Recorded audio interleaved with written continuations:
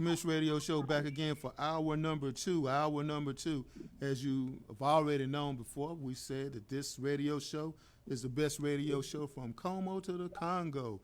And you know what? You don't have to go to the Congo to get local news. You can just come to me, the Commish, and get local news as well. So we're taking phone calls during our Election Day special. We know people are out right now voting, as at least they should be voting. And I know there's a hot mayorship race over in, I believe it's Forest Hills, Texas. I think we got a caller. Caller, you there? Yes, sir. I'm here. I'm here. What's going on? Who we have? Hey, this is Eric Faulkner. Okay. I'm serving on the campaign with Clara Faulkner. Okay. And we're out here trying to encourage and steam up some of these voters in Forest Hill and get these people to come out and use their voice and vote. All right. All right. Well, how's it going out there? Well, so far, the 90 degrees temperature, we're all keeping cool and staying hydrated and walking around, and we're having a lot of fun today. We're talking and interacting with each other and just talking about issues and doing what we do and trying to celebrate and kick off this Mother's Day weekend and at the same time handle our city municipal business. All right. It's Mother's Day weekend. So you spending time with your mother? Oh, yeah. I'm up here now. Everybody's out here moving around. Wait a minute. Hold on. Moving around. I'm trying to keep her in the shade. Go ahead. Your mother's running for office, isn't she? Yes, she's running for mayor. Okay. So tell me about your mother. Faulkner. Go ahead. Yeah, tell me about your mother. Oh, well, my mom served on the city council ever since I got out of college, 2 terms, and she was appointed, appointed 2 times. One mayor did have to give up their spot, and they appointed my mom, the city council, and the current mayor at that time. My mom got appointed, and then we had another mayor elected, and some things that happened, and they stepped down, and they appointed my mother twice again, so she's had some experience being in the mayor's seat. And other than that, she's been on the council, I think, I want to say maybe 3 terms. 3 terms. When getting out of college, she served on the council, so she's moved from council to experiencing the mayor, and so the people were wanting her to go for mayor this time, and so we're at it again out here hitting it hard. Okay. Trying to get her elected. Okay.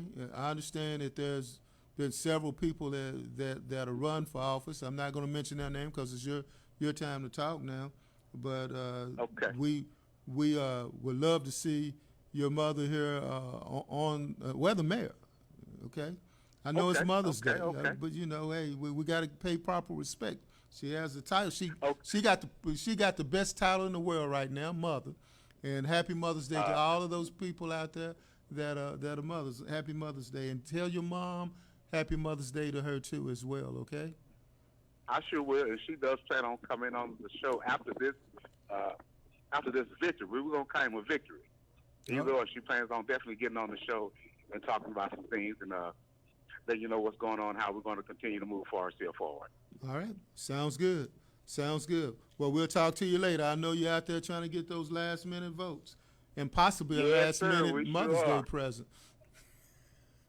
And possibly a last-minute Mother's Day present. Wichita Street, Forest Hill Civic Center, and come cast your vote.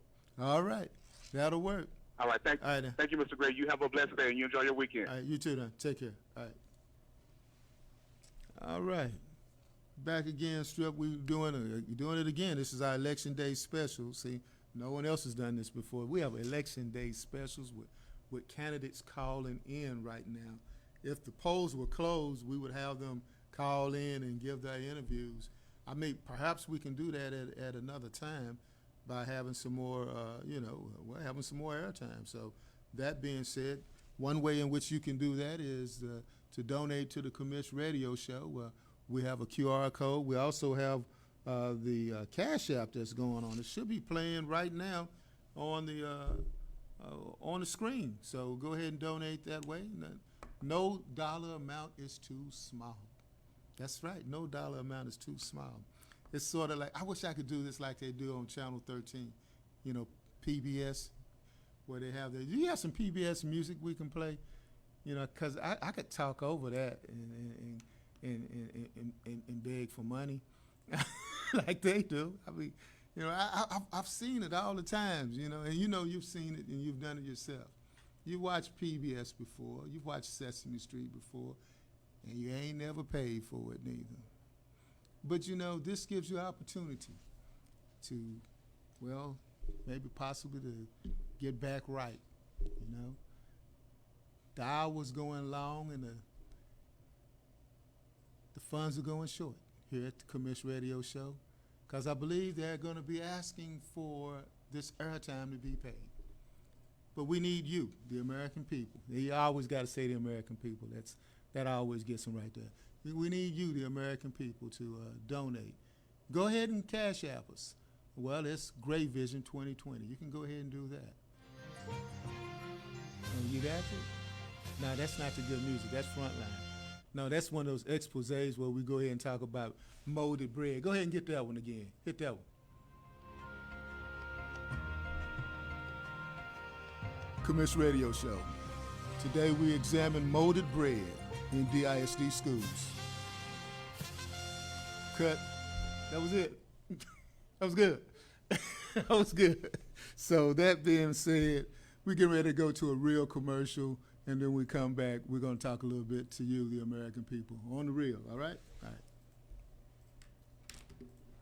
This is Chris Howell, the Chris Howell Foundation, and the founder of In the Huddle with Chris Howell. You know, I really enjoy listening to Ed Gray right here on the Commish Radio Show. If you need empowerment, you need encouragement, and you need information that's going to help you to move to the next level, then you need to listen to the Commish Radio Show right here.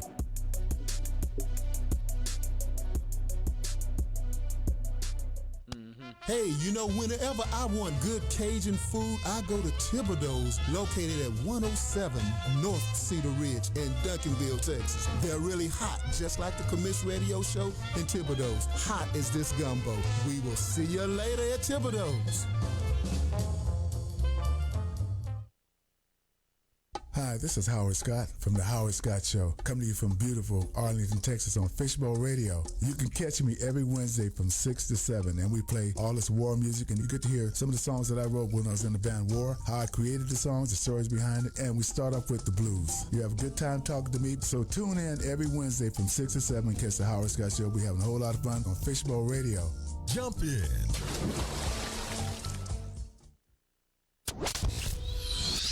Who was that masked man? You mean you don't know? That was no masked man. That was the Commish. Saturdays from 5 to 6 p.m. on the Fishbowl Radio Network. Commish Radio Show back again, and you're listening to some of the drops we do here. And want to go ahead and send a special shout out to Howard Scott of War. And we are, commenting on a lot of things this hour as well, and what we are doing now is we're updating our Facebook page as like everyone else is doing. You know you were doing it too. So we're doing it right now. We're updating and sharing this on various other platforms, notably the Ed Gray political page, which I need you to join, because that's how we're getting a lot of our message out beyond the 5,000 people that are watching right here on this platform. We share it to other platforms, such as we share it to the Ed Gray political page, and we share it there, and as many people can join that page. We want you to encourage other people to join that page. Invite them to join. Don't spam them, though. Don't do that. No, Lord. No, don't do that. But just, like-minded people such as yourself that know some other people, and well, have your friends join our friends, and we'll all be friends. But, go ahead and do that. So Ed Gray political page, and also updating the Facebook other groups that we have, Black Men Vote, DFW Activists. Those are the organizations that I'm sharing it to, so they can get this message over to everybody, because this is what this is about. I'm not Elon Musk, where I can just go ahead and just buy millions of Twitter followers. You can follow me on Twitter, EdGray1906, and as I said before, Instagram, EdGray1906 as well. So you can follow us there, because we want to get this message across to everyone that you can get quality political news here that's not boring. I mean, where else could, you saw how Strip just did that one where we did the frontline special on molded bread in the ISD schools. We just came up with that one just like that. Strip was amazing stuff, weren't you, Strip? Yeah, but you know, but that's what we're doing, but you know, we want this to really take off because, well, hey, we ain't got nothing else to do. We retired. This is it. Hey, speaking of retirement, things to do while you're retired. Genealogy. Okay, now they just released the 1950 census. I know. Some of you guys say, what they got to do with me? Nothing, unless you're a genealogist and you just like to look at people that came before you, which I did. So I did it. So I've got information on the 1950 census. I have information all the way back to the 1870 census. But even beyond that, I even have information going all the way back to the war, the Revolutionary War. And one of the things I did was, I thought I was like Alex Haley, right? So I started tracking down my ancestors, and I found this one, I found this one, I found this one, I found this one. And lately what I've been doing, now some people are gonna say, why in the hell you wanna do that? I've been tracking down slave masters.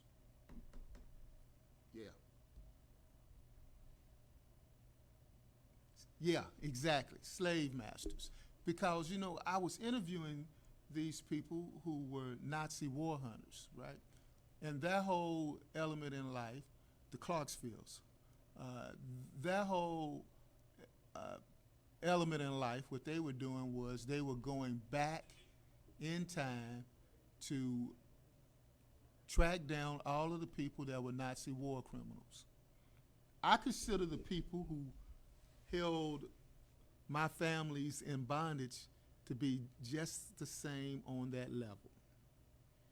So as a result of that, I've traced down people.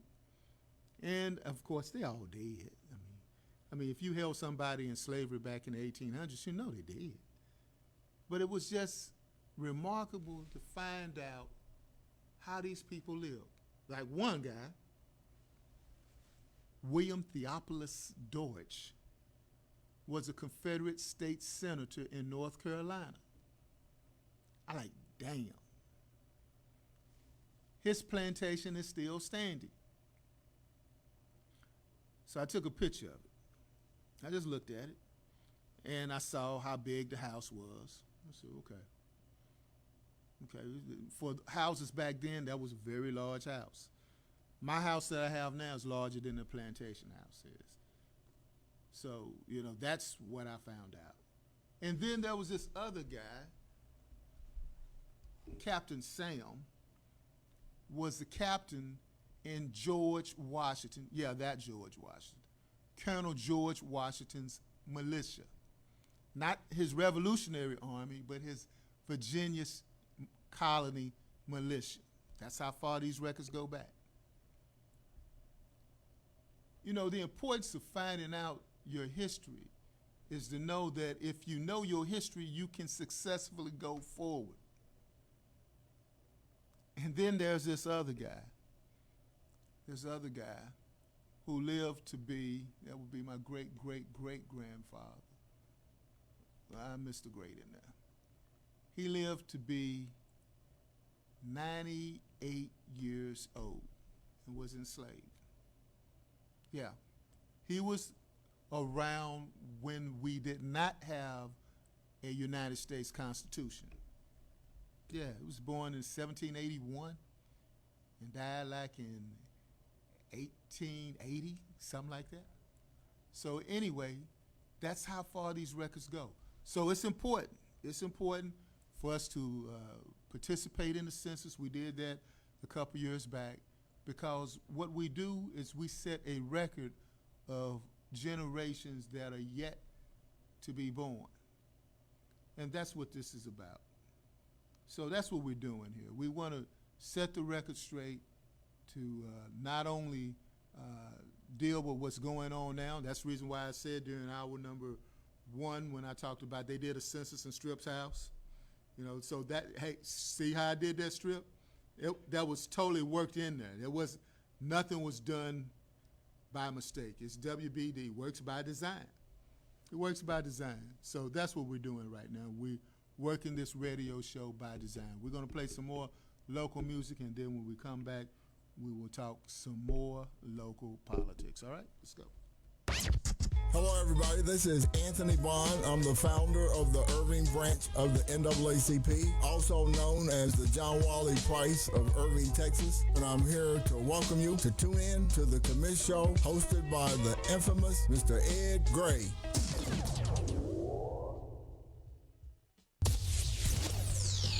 This is John Creuzot, your Democratic candidate for District Attorney for Dallas County. Thank you to the Commish and Ed Gray and the Commish Radio Show.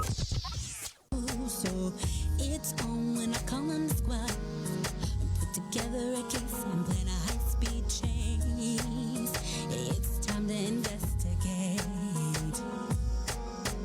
First thing when I get to the scene, I gather evidence out of a routine. And next up I start the interview prep and cast you in the lead as my chief suspect. And now I wish I didn't have the keys to your place. Couldn't find evidence of the strict DNA.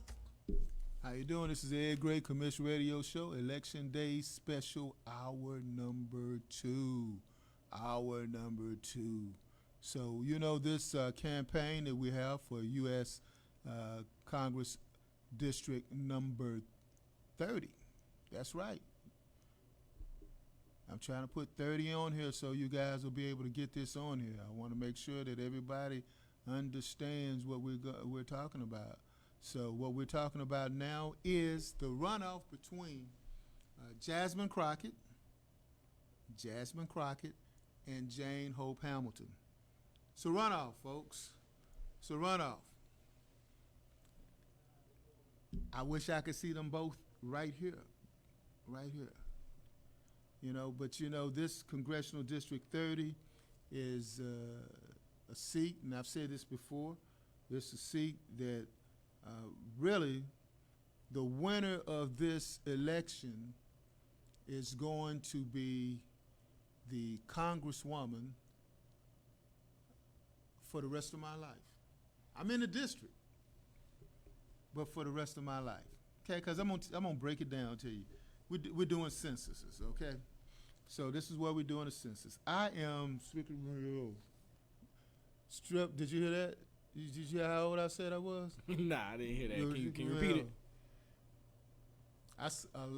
When you start mumbling your age, you know you're old. Because see, when you don't have no age, you start putting stuff like halves to it. How's your kid's strip? 5'1" and 6 days. The one that's 5 years old, does he say I'm 5.5 and stuff like that? Nah. Not yet. But he does bring up, I'm 5. Okay, because when I was 5, I said I was 5.5, like that and a half meant something. When I turned 50, I was 50, right? When I turned 59, I didn't say I was 59 and a half. You say I'm pushing 60. You know, so if we talk about a congressional race, the typical congressman or congresswoman normally stays in there 30 years. Okay. So if I'm 60 years old, you add 30 to it, okay, carry the 1. It's no 1 to carry. I got y'all messed up, didn't I? Some of y'all were actually carrying the 1. But anyway, that means I'll be 90 years old in 30 years. This race is very important to me because I would love to see them at some point be together in the same room debating or whatever. But I understand. The deal is Jasmine Crockett almost won this race right off. She almost won. She had like 48% out of all those people that was running. She almost won. This would be a moot conversation if she won. But there's a runoff. And the runoff is with Jane Hope Hamilton, who's been on this show several times, and Jasmine Crockett, who's been on this show several times. But this time around, Jasmine Crockett has not been on the show. She's not going to be on the show. She's not. You know, I asked her to come on the show. She said she was going to be concentrating her time getting her message out to her supporters. And I'm like saying, I just asked you to be on the show because you've been on the show before. And when you was running for state rep, you was on the show before. I thought we was cool. Black people always use that, don't they? That's a word they always say. You know, I thought we was cool. You know that. You know, and black men always do that too. I'm gonna say it again. I thought we was cool. That's another way of saying you got your feelings hurt, didn't you? You're all up in your feelings now, cause you saying I thought we was cool. This is politics. There's nothing cool about politics. You don't have time for me right now. Don't have time for me. I understand. 48% Bitcoin money, that type of thing, I understand. But the reality of it is we have to talk to the people. And I'm so happy that we will get an opportunity to have open leadership in the United States Congress. Whoever wins, they're both good friends of mine. I won in my older years. It's clearly I'm getting that as I try to move my Jerry curl back. And some people don't even know what Jerry curl is, see? But anyway, in my older years, I want to be able to reach out and communicate with our congressmen and our congresswomen and be able to effectively communicate what I believe is the concerns of the people. But open communication and being able to communicate and being able to sit across the table from somebody is the ultimate. Oftentimes, as black men and black women, we've been able not to be at the table. But I think it's important that organizations such as NAACP, who had a forum, and they invited the candidates, and one candidate decided not to show. I think that's not right. It's not about my show. It's about being accessible to the people.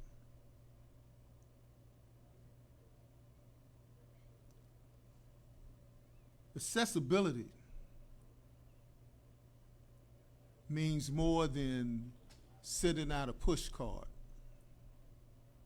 Accessibility means more than getting endorsements.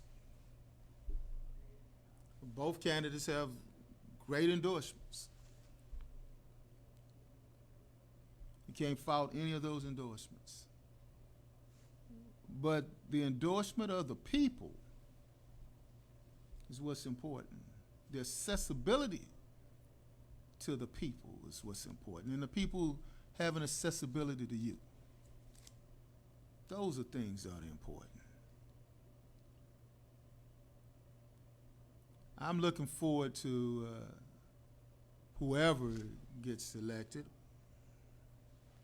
serving the needs of the people, because I believe once they are in office, they will serve the needs of the people, because the people are the ones who get them elected. But I also believe that in the course of these events, And these events are clearly the same thing that all politicians do.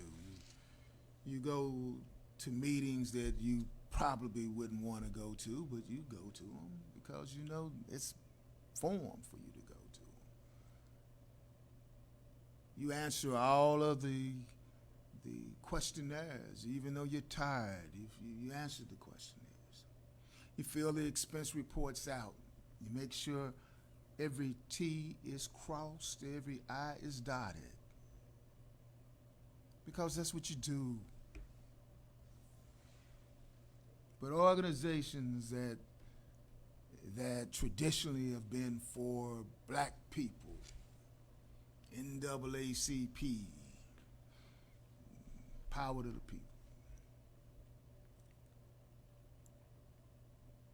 You don't even go to them. I understand. It's a new day. I totally understand.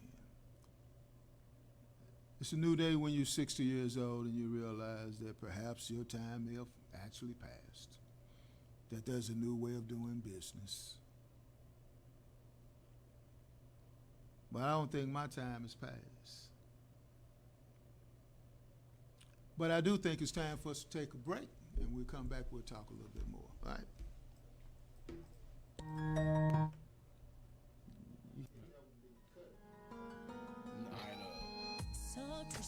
I was turning your mic down. I turned the music down. But I'm convinced, even though my suspicions I can't prove. So it's on when I call on the squad and put together a case and plan a high-speed chase. It's time to investigate. First thing when I get to the scene, I gather evidence out of a routine. And next step, I start the interview prep and catch you in the lead as my chief suspect. And now I wish I didn't have the keys to your place. Couldn't find evidence of this chick's DNA. I'm just another victim in this fraud case, and I've changed my name. You can call me Detective Smart. My job is protecting my heart. You didn't seem to care from the start. You've been charged by Detective Smart. Hey. All right, you got the part where Jet was getting ready to start spitting his rap out, man. You just cut it right there, man. Oh yeah, that's my bad. It's my bad, Jet. I mean, No hating over here, man. man. So since we're doing that, you don't have to be a private detective to figure out who and what I was talking about. I was talking about Jasmine Crockett. I was talking about Jane Hope Hamilton. I'm just bringing the full circle of what we were talking about. We're just talking about, simply put, that I believe that during this campaign, I was just basically, really, to be honest with you, I was criticizing Jasmine Crockett for not appearing at the NAACP event, the forum. I do believe that that was necessary for that to take place because that's our form of democracy that we have. And that's our only shot sometimes for an open seat, 30 years, an open seat, that this will never happen again, where you have nobody that is the incumbent that's in this. And I love her dearly, but you know, you're not the incumbent in this race. Both parties are not the incumbent. The incumbent is the Congresswoman Eddie Bernice Johnson, who has anointed Jasmine Crockett to win, and endorsed it. Not a problem with that. I just wanted to come and see the people. You know, that's all it is to it. But you know, that's being said, that's what we're talking about. I'm saying it. I'm just firing it off, saying it. Everybody else, somebody else, private detective, man. Some people, you know, they saying it. They calling people up on the phone. They go, man, look here. You hear what she said? She did. You hear what? They ain't talking. I did. I ain't scared. So that's what it is. I did. I'm not scared. I'm not scared of nobody on this. This is just simply put. That's what it has to be. Now, years later, someone say, well, she didn't invite you to Congressional Black Caucus dinner. Somebody did, if she wins. I'm just saying, if Jasmine Crockett was a win, who knows? She might not. Obviously, I want them both to be on the show, so why not say it? if you were to win, if you were to lose, the people will lose if both parties are not there. I mean, that's just it. Both parties need to be there where the people can sit there and look at them and ask questions and press the flesh and all that stuff is we used to say. Pressing the flesh meaning, hey, shaking hands and everything. That is what should be done in these situations. So that's what I'm just asking for that to be done. Not a condemnation. I have not endorsed either one of the candidates. But what I do endorse is democracy. I do endorse democracy, which is giving the public the opportunity. If I was on My Voice, My Opinion, I would be saying this right now across the multitudes of the DFW area, in which we clearly have stated is the third largest metropolitan area in the United States. I would be saying this, but instead I'm saying it on this podcast. But that's what this is about. This is what it's about. You don't have to be a private detective here. You don't have to be a private detective. But that's what we're doing here on this show. What we are doing here is making sure that we understand what's at stake here. That's what we got to understand. What's at stake? All right, so let's go nationwide and see what's at stake here. Nationwide and other news that's going on in these United States. The only thing that's united about these United States is the title, These United States. COVID is still here, folks. It's still here. It is still here. I've known people personally who have gotten COVID and they've been boosted. You know, all that is a vaccine. It doesn't stop you from getting it. You can still get it. But I am right here to say beyond anything else, I just want everyone to remain healthy and be healthy, totally healthy about this thing here. And I also would like to have you realize something, that I think that this disease is going to be here. It's going to be a form of, with the shots, obviously, it'll be a form of a flu. So, yeah, I think that would be the case, because that means you can still get it. But most people, generally speaking, don't die from the flu unless they have pre-existing conditions and so forth that can cause them to die. But that pre-existing conditions from this new virus, that's why they called it a novel virus, is that they didn't have any kind of way to fight it. But now we have a way to fight it, but we must still remain vigilant about this thing. We must remain vigilant about it. So I want people to realize that. Realize as well that in Shanghai, China, I said this show's international, Shanghai, China. So realize that they have a city that has more millions of people in it than New York. That was shut down. A whole entire city was shut down. They've had 2-3 cities in China that are all of them are larger than New York City, that was shut down.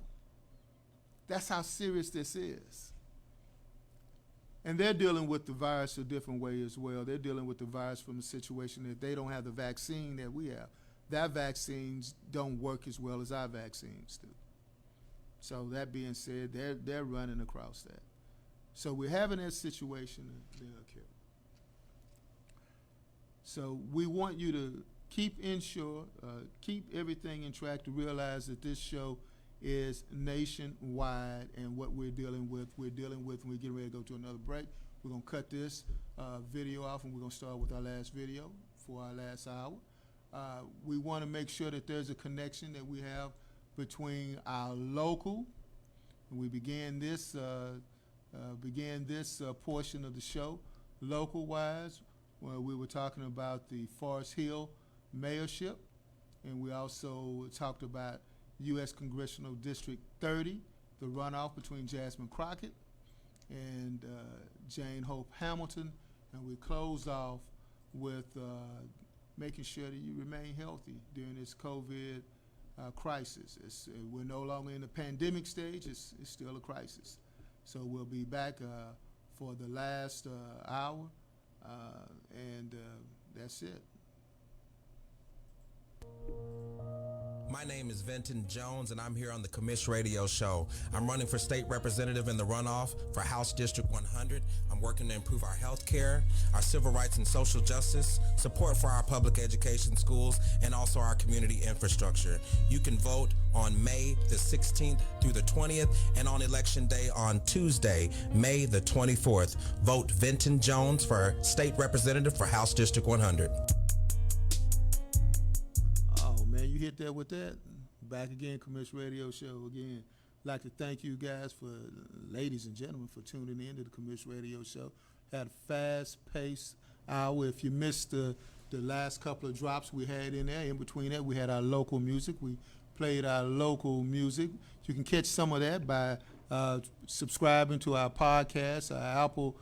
We got all that stuff now, so subscribe to that. But you know what? Next week alone, we're going to talk about, we're also going to talk about, we're going to talk a little bit about legal talk with Michael G. Todd. So we're going to be talking about that. We're going to do that. We're going to run through the election results. We're getting ready to get out right now to make sure that we are out in the public during this last 30 minutes of the show. We're going to be doing taking some phone calls off the air, because you guys have been blowing up this phone right now. These last comments I just made, you've just been blowing the phone up. But you know what we're going to go ahead and do? We're going to take your calls off air. We're going to maybe play some of them right there and have those and some of those drops. So stay tuned for more on the Commish Radio Show. We'll see you back next week. All right?